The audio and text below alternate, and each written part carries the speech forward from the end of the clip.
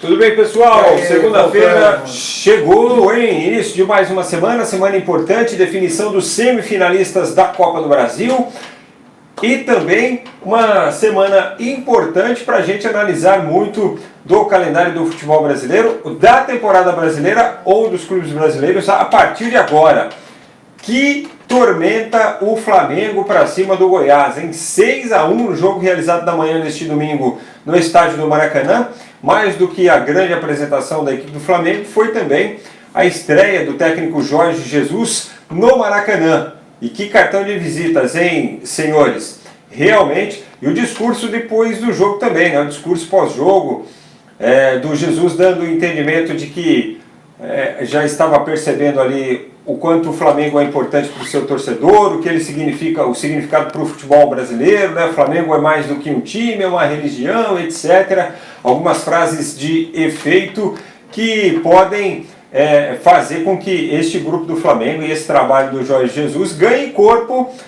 E a gente vai ter mais uma prova disso no meio de semana. Afinal de contas, a partida é eliminatória pela Copa do Brasil, na ida empate lá com o Atlético Paranaense, só que a volta agora é no Maracanã. E aí a nossa pergunta do dia vai baseada nessa performance do Flamengo.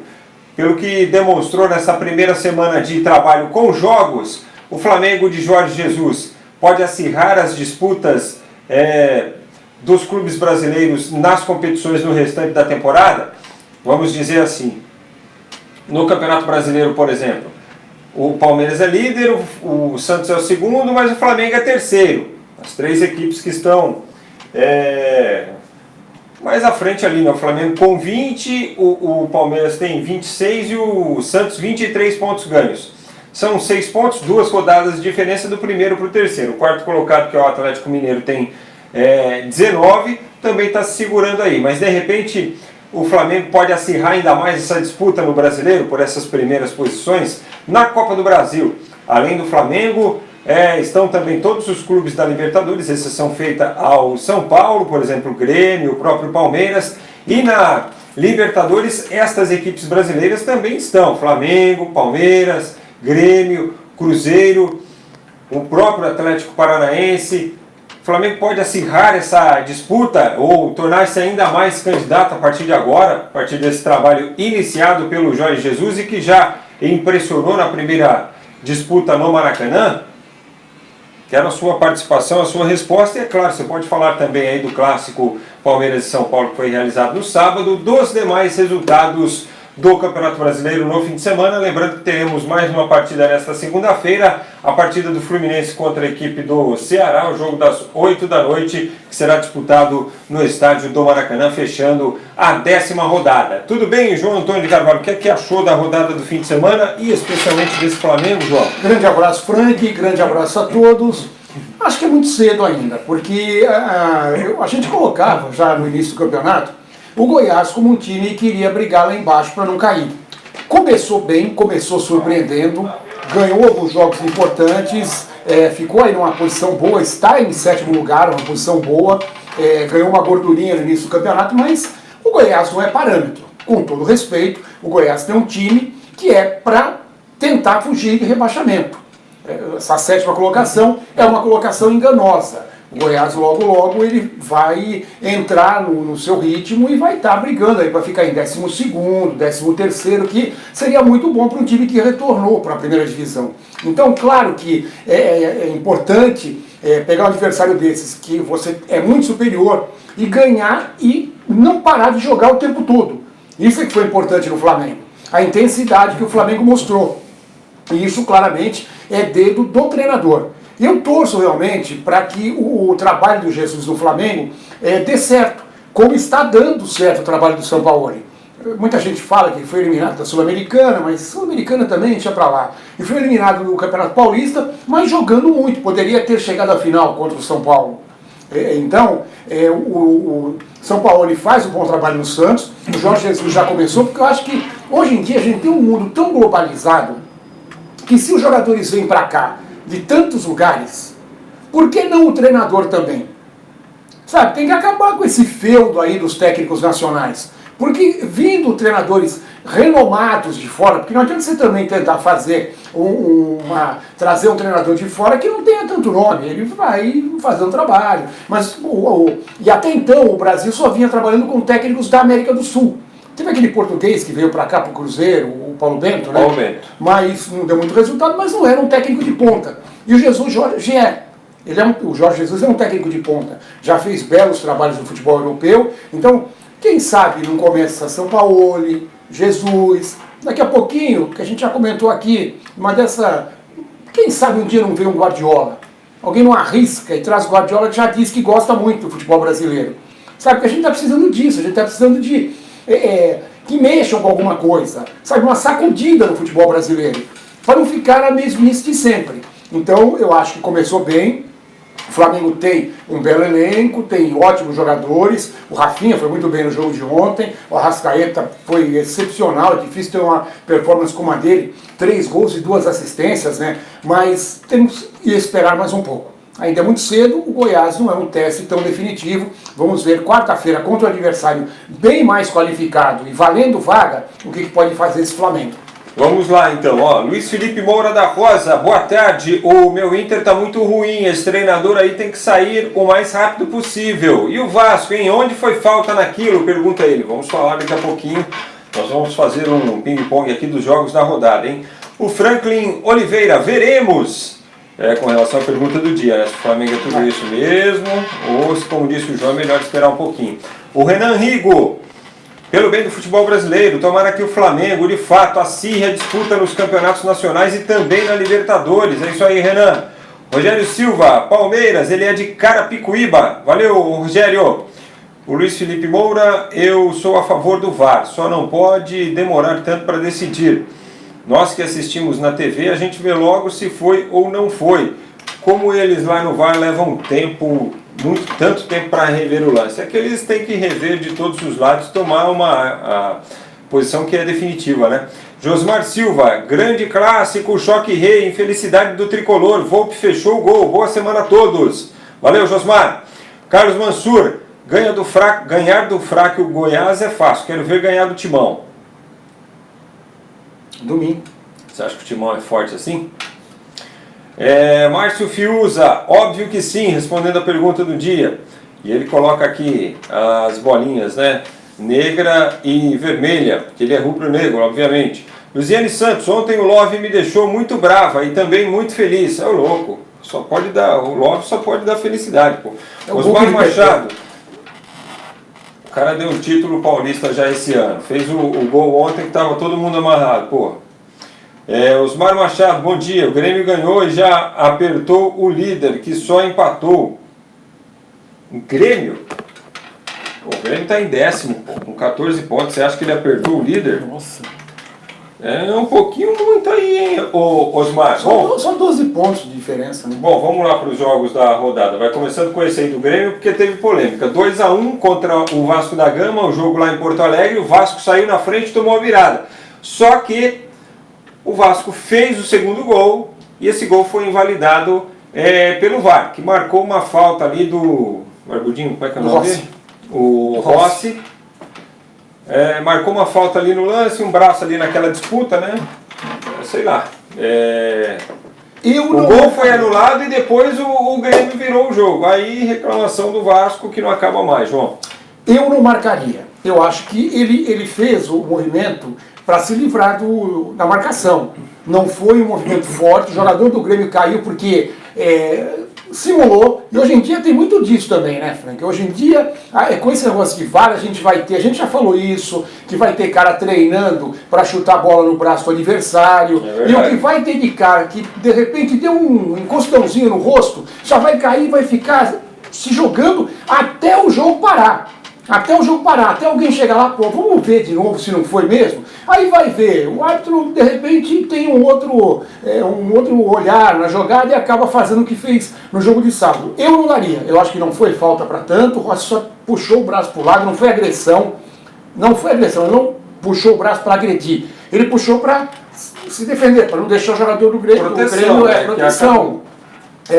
Mas eu acho que foi muito rigoroso. Muito rigoroso e acho o seguinte, aquilo que a gente falou outro dia, Lembra quando você falou de um lance, não sei se foi o Flamengo ou foi o Corinthians, que um lance para o Flamengo, que foi dado para o VAR, e se fosse para o outro lado não seria dado. Não lembro qual foi o jogo. O jogo do Flamengo CSA, foi lá, né? o jogo do Flamengo foi lá para o CSA. Em Brasília, é isso mesmo. Esse é o problema agora com o VAR, porque o VAR também é interpretativo em alguns lances. Claro que ele é. O que não é interpretativo é o impedimento. De repente você tem lá uma linha e você vai ver que está lá na linha. Mas um lance como esse, ele é interpretativo pelo árbitro no jogo, é interpretativo para quem está vendo pelo VAR, e é interpretativo para o árbitro que vai rever o lance depois também, com muita pressão em cima dele.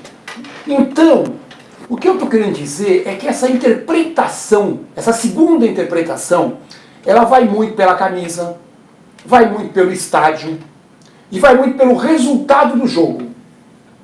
Sabe, o Vasco estava ganhando de 1-0. Seria o segundo gol. Praticamente matava a partida.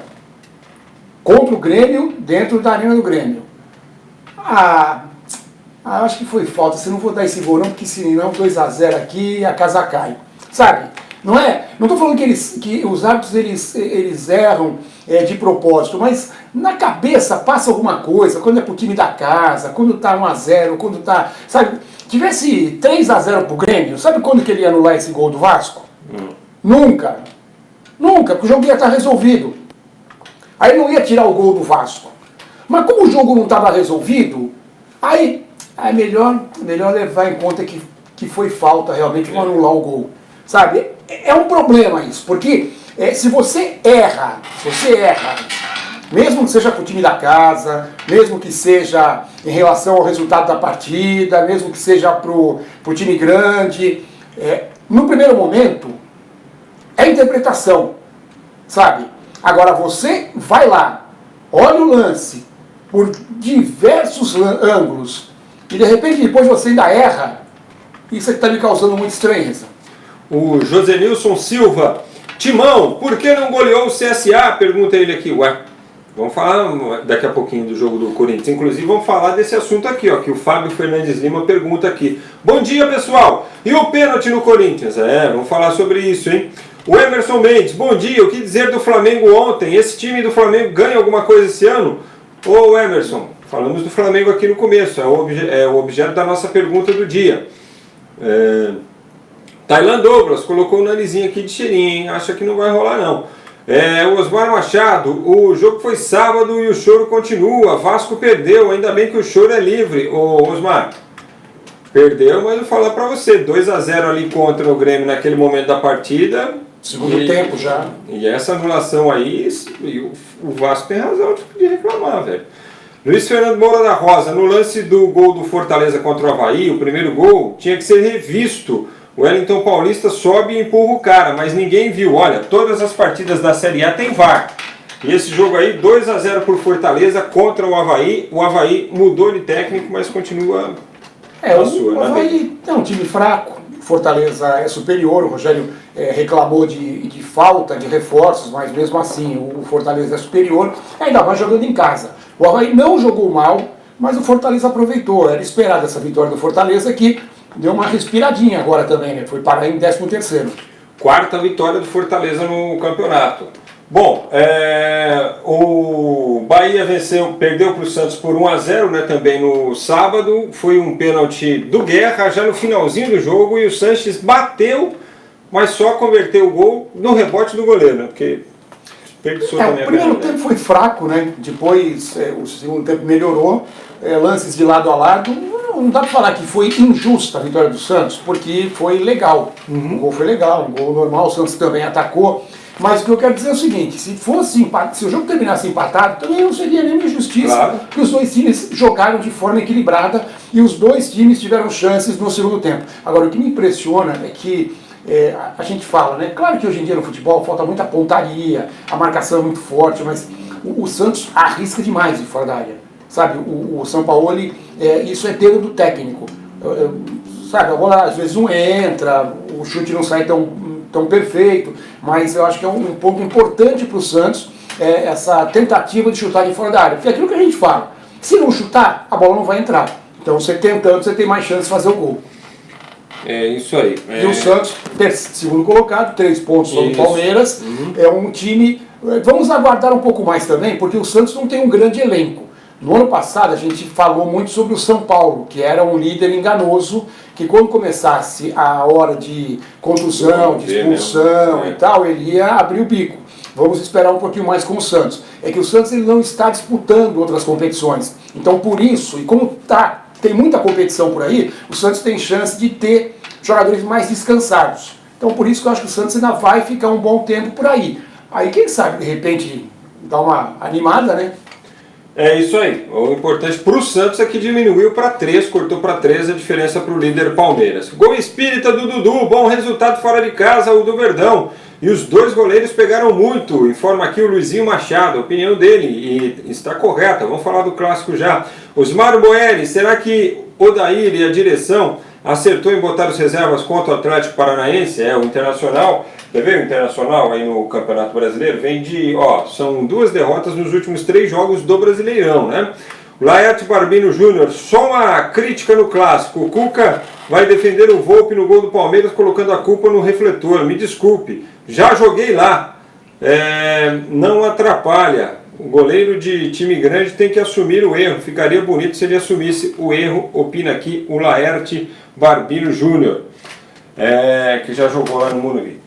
Bom, o clássico terminou 1-1, o São Paulo, olha, começou pressionando, né, João? E no comecinho encontrou o gol e, por incrível que pareça, o lance do gol foi em cima da dupla de zaga reserva. Acho que nada na vida também é por acaso, né? E depois, no segundo tempo, o Palmeiras poderia até, de repente, ter virado o jogo. Não virou porque o Volpi teve grande participação.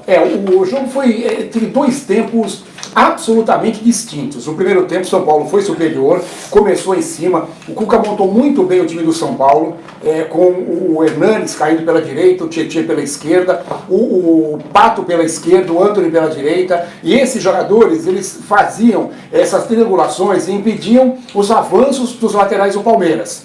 Como o Palmeiras estava com meio campo, com 2 volantes, o Thiago Santos não sai para o jogo, é ruim de passe. E o Moisés está muito lento, o Moisés não é mais aquele Moisés de 2 anos atrás. Então, o Palmeiras ficou encurralado no seu campo. O Palmeiras tentava sair jogando pelo meio, o Gustavo Scarpa errando muito, deu um chute bonito que o Volpi pegou, mas ele errando muito na transição do Palmeiras, então o Palmeiras, a bola ia para o meio campo do Palmeiras e voltava. E o São Paulo pressionando. Aí saiu o gol num lance em que os 2 zagueiros chegaram atrasados, porque essa dupla de zaga é bem inferior à dupla de zaga titular. O Dracena é um bom jogador, já foi muito mais, mas hoje tem 37 anos. Não dá para esperar a mesma coisa dele, de velocidade, de recuperação. E ele perdeu na velocidade para o Hernanes, ele não chegou na bola. Aí o Hernanes fez o cruzamento como quis, o Antônio Carlos chegou atrasado e o Pablo marcou 1-0 para o São Paulo.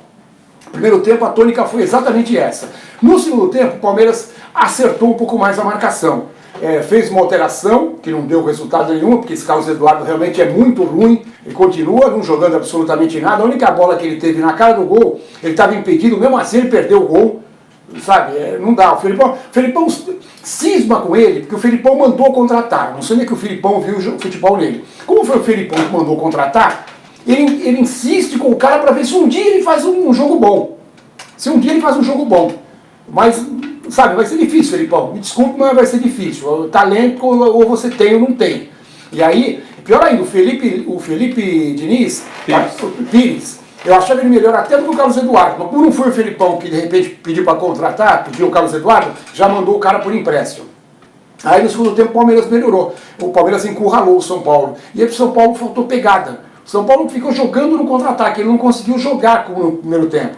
Mesmo assim ainda poderia ter vencido o jogo, porque perdeu 2 ótimas oportunidades, uma delas com o Raniel, que entrou no lugar do Pablo, que infelizmente se machucou de novo, e 2 chutes de fora da área que levaram muito perigo. O Everton defendeu muito bem. O Daverson perdeu um gol cara a cara, e teve um outro lance do Daverson, que foi marcado em impedimento, mas se o lance fosse para VAR, a gente ia ver que não estava, porque foi marcado impedimento, não aconteceu nada, não saiu gol, o impedimento foi marcado e passou. Mas a gente olhando na imagem fechada, com a imagem reta, né, o Daverson não estava impedido.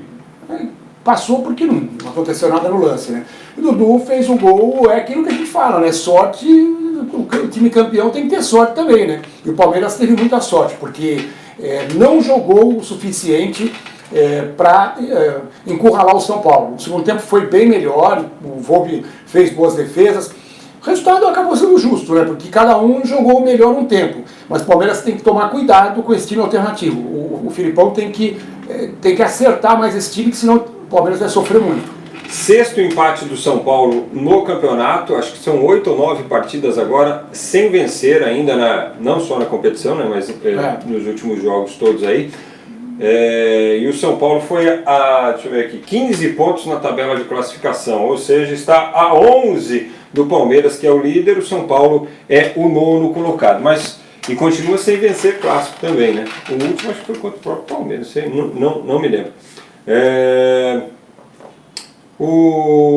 A Luziane Santos diz assim: João, o Gil e o Manuel jogaram bem ontem, gostei. Daqui a pouco a avaliação do jogo do Corinthians. Luiz Felipe Moura, o Volpi falhou. Uma bola daquelas tem que sair espalmando para escanteio. O José Nilson diz o seguinte: Fla 6-1 no sétimo é moleza. Corinthians 1-0 no CSA, bem mais fraco, é grande resultado? Explica aí para os corintianos. Pergunta o José Nilson. Daniel Bagatini, tem gente da imprensa falando que o Flamengo vai ganhar por causa do jogo. Jogo de antes ou de ontem? Mas sou mais Verdão, o que vocês acham? Ô Daniel, acho que vai ser uma disputa bacana aí daqui até para o fim da temporada. E o Luizinho Machado, hora que o Dudu resolveu jogar, o Filipão tirou ele e manteve o Daverson. O Filipão tem experiência e tudo, mas tem hora que é teimoso demais. Ele descansou o Dudu para o jogo do meio de semana, que é importante também, pela Copa do Brasil. O Internacional poupou o time inteiro ontem, por isso que perdeu do Atlético. Palmeiras, alguns jogadores importantes foram poupados, a dupla de zaga, Felipe Melo, Bruno Henrique, o Lucas Lima, que voltou a jogar um futebol, não aquele do Santos, mas voltou a jogar um pouco melhor. Só que o Dudu é titular absoluto e tinha que sair naquele momento do jogo, tinha corrido demais. E em relação ao Volpi, para mim, eu tive ali a impressão de que ele ficou com medo de se chocar com a trave. Por isso que ele recolheu o braço, ele tentou fazer um golpe de vista para não se chocar com a trave, e aí a bola acabou batendo na trave e entrando. E com relação à reclamação dos refletores lá do Morumbi, não foi só o Cuca que reclamou não, né? O Everton também reclamou dos refletores. Para o goleiro, realmente é o mais complicado. Não é a primeira vez que a gente ouve, apesar do nosso amigo Albarbino ter jogado lá e tal. Já ouvi muita gente reclamando de fato lá, e o São Paulo já pensa em providenciar, pensa em providenciar mudanças no sistema, porque de fato deve prejudicar, né? Porque quando um reclama, aí você fala, o cara tá chorando. Agora quando 3, 4 reclamam. Algo a acrescentar sobre Flamengo 6, Goiás 1, um jogo João? Tranquilo, o Flamengo fez 1-0, o Goiás empatou logo em seguida, numa falha do Rodrigo Caio, mas como o futebol é engraçado, né? O Goiás fez o gol de empate e 5 minutos depois teve um contra-ataque que tomou a bola na trave do Diego Alves. Se aquela bola tivesse entrado, não estou falando que o Flamengo não ia virar o jogo, não ia ganhar o jogo, mas poderia ter sido diferente. Mas aí o Flamengo fez o segundo, quando fez o segundo, aí embalou, abriu a porteira, ficou muito fácil. Deixa eu ver se tem mais aqui, ó. O Emerson Lucas, o VAR é sempre favorável para o Flamengo, assim é mole, mas com 6-1 não dá para reclamar de VAR, né? Cruzeiro e Botafogo, 4 da tarde, jogo do domingo lá no Mineirão, 0-0, para quem viu, isso foi o pior jogo da rodada, tecnicamente. Fraquinho, no primeiro tempo o Cruzeiro ainda teve uma ou outra chance, no segundo tempo o Botafogo se assentou no campo, o Barroca conseguiu mexer, o Alex Santana entrou bem, o Botafogo teve até umas 2, 3 chances para ganhar o jogo no contra-ataque. Então foi um jogo que quem viu o Cruzeiro contra o Atlético Mineiro, nossa, ontem ficou decepcionado, e o Cruzeiro não foi com o time reserva. Foi com vários titulares, foi mesclado, poupou uns 2 ou 3, mas não foi o time completamente reserva. Se é totalmente reserva, você tem uma desculpa, mas não foi assim. Muito bem, o Atlético Paranaense venceu as reservas do Inter por 1-0, o Atlético Paranaense já com base de titulares, né? Tal qual o Flamengo, que será o adversário do meio de semana. Titulares, jogou todo mundo, o Nicão, o Bruno, o Lute começou jogando, o time completo do Atlético, só o Pedro Henrique, que ele não é titular, mas ele entrou porque não pode jogar na Copa do Brasil. Mas foi com o Nicão, foi com o Rony, o Cirino, e aí, como o Inter facilitou, jogou com o time reserva, o Atlético ganhou no finalzinho com o gol do Vitinho. Bom, tivemos também a vitória do Atlético Mineiro, 2-1 sobre a Chapecoense, de virada com um gol no comecinho do jogo, né, o gol do Everaldo. E um gol no finalzinho do jogo, o gol da virada do Atlético do Vinícius Goiás. E aí que tá, né? Como a gente tem o VAR sendo decisivo, embora ontem o Ricardo Oliveira tenha perdido o pênalti e tá já, acho que 80 dias sem fazer um gol. Tá numa seca danada o Ricardo Oliveira. O Everaldo fez um gol logo com 26 segundos. Aí teve um pênalti, num toque de bola na mão do jogador da Chapecoense, que tentou colocar as mãos para trás, como é normal agora, só que ele foi colocar e o cotovelo dele saiu. Aí ele ficou com o braço na direção da bola, a bola indo para o gol e foi marcado o pênalti que o Ricardo Oliveira perdeu. No segundo tempo, o time da Chapecoense reclamou um pênalti do Leonardo Silva, mas eu observei que a bola foi chutada, bateu no corpo dele, primeiro na perna, que ele estava caindo, né? A bola bateu na perna, aqui no lado do corpo, e depois aqui bateu no braço. Então a recomendação é que não seja marcado o pênalti. O primeiro toque anula, né? Porque aí o Atlético acabou virando o jogo, fazendo 2-1 no finalzinho do jogo, um gol muito bonito do Vinícius, né? Que cortou 2, fez o gol. E a Chapecoense, perdendo em casa, está na zona de rebaixamento, esse ano não sei não, viu? O Danilo Guerreiro pergunta assim, e o nosso Verdão, falar o quê? Opa, vamos falar mais aí, porque nós vamos projetar daqui a pouco os jogos do meio de semana, assim só não passando, né? Porque tem a terça também para fazer isso. Mas antes precisamos falar também da vitória do Corinthians, 1-0 sobre o CSA. O resultado, evidentemente, para o Corinthians foi muito bom, né? Pontuou, subiu na tabela, foi a 8º na tabela com 15 pontos ganhos. Mas o time ainda mostra deficiências, né, João? Muita deficiência. O time do CSA é muito fraco. Um time que jogou fechado o tempo todo, marcou o que podia fazer. O Corinthians deu um ataque, chutou uma bola no gol do Cássio praticamente no jogo todo. E o Corinthians finalizou mais de 30 vezes, só que a maior parte delas terrível, né? A finalização horrível do Corinthians. E aí saiu o gol num belíssimo lance do Bozelli, né? Que viu o Wagner Love, tocou no meio das pernas do jogador do CSA, e o Wagner Love virou muito bem, marcando o gol e tirando o Corinthians do sufoco, porque esse 1-0 já está sendo criticado, né? Porque o Flamengo pegou o Goiás e meteu 6. O Fortaleza pegou o Avaí, que é um time, o nível está lá embaixo, está na zona de rebaixamento, marcou 2. E é o Fortaleza, não é um time que está brigando, não tem time para brigar lá em cima. E aí o Corinthians pega o CSA e ganha de 1-0. E se não ganhasse, as cornetas iam soar muito mais ainda, né? Embora tem que levar em conta que realmente não foi marcado um pênalti em cima do Danilo Avelar, que ganhou a jogada, foi tocado e nem o VAR foi chamado. Então por isso que eu falo que não tem critério. Não tem critério. Tem gente que fica dormindo na cabine e não chama o árbitro, tem outros que ficam esperando qualquer coisinha para chamar. Esse que é o problema, acho que tem que padronizar, senão isso vai dar muito pano para manga ainda. Esperava-se pelo menos que o VAR solicitasse a consulta do árbitro, né? Mas aí quando o VAR fala pro árbitro, que o árbitro fez a consulta, vê esse lance aí para mim e tal, e ficou lá esperando. O VAR, se tivesse alguma dúvida, vai lá no monitor e confere você. Porque para mim eu tá indefinido. O cara falou, não foi. O VAR também, né? Isso é que eu disse, não dá para conformar, né, o torcedor.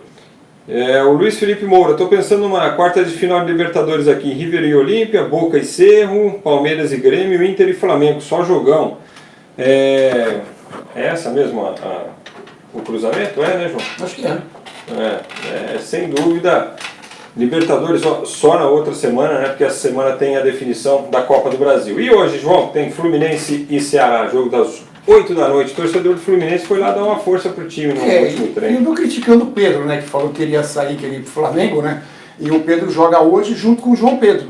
Eu quero ver essa dupla aí. Tem o Ione também, Gonzalez, que é um jogador muito rápido. O Fluminense tem um time interessante. O setor defensivo não é tão bom assim, mas o meio campo para frente, com o Ganso municiando, essa garotada é boa de bola.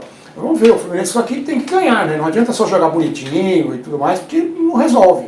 Tá lá embaixo. Evidentemente que não é o caso de hoje, mas o quanto o Nenê pode colaborar para esse Fluminense? Que o Nenê que vai assinar um contrato até o fim de 2020. Eu acho que pode colaborar muito. É claro que você vai ter dois jogadores, uma mobilidade não tão grande, o Nenê e o Ganso. Porque o Nenê não é que não tem mobilidade, ele não tem pela idade, tem 39 anos, mas é um jogador que sempre se mexeu muito, né?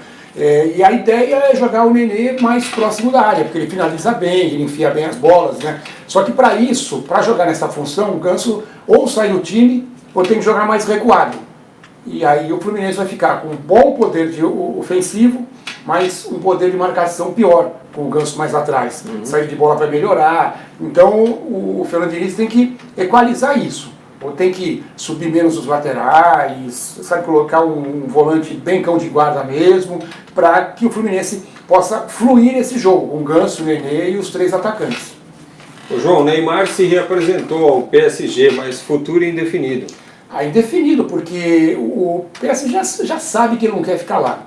Não tem jeito, ele já falou.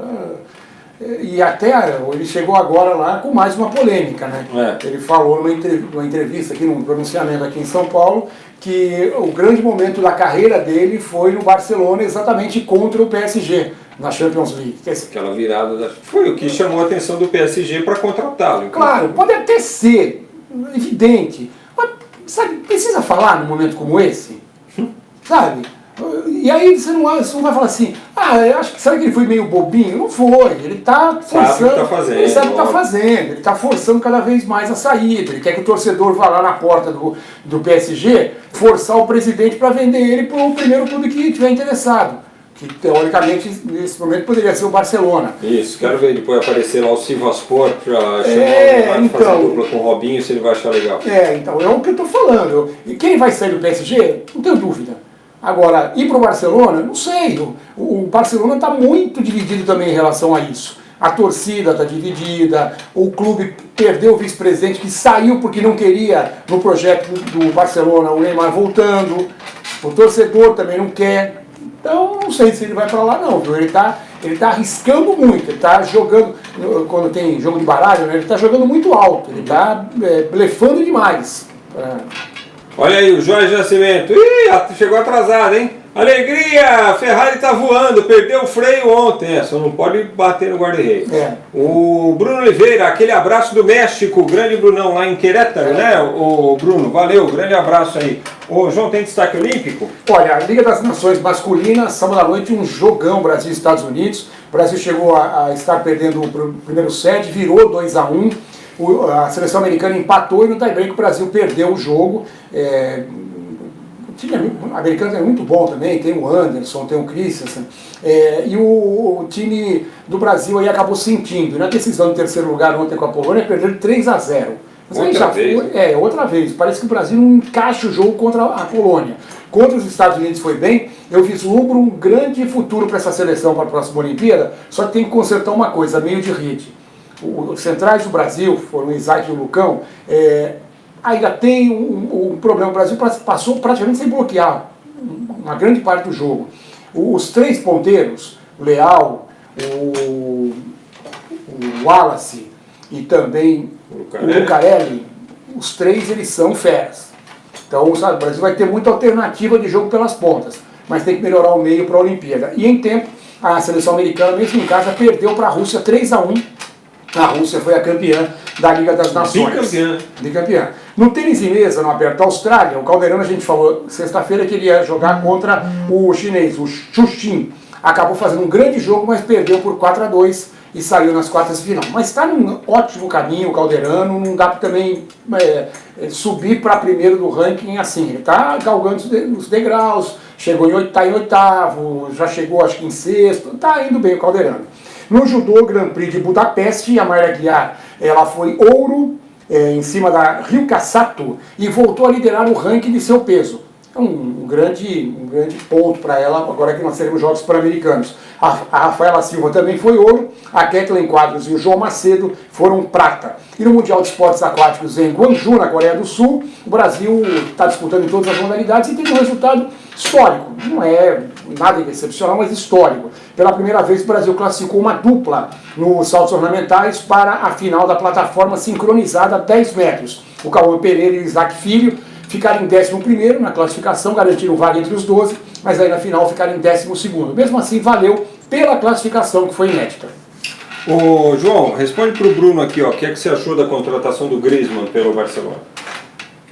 Eu sou fã do Griezmann, eu gosto muito do futebol dele. É um jogador interessante, um jogador artilheiro, um jogador que dá assistência. Eu acho que o Barcelona... E aí que está também a dificuldade de contratar o Neymar.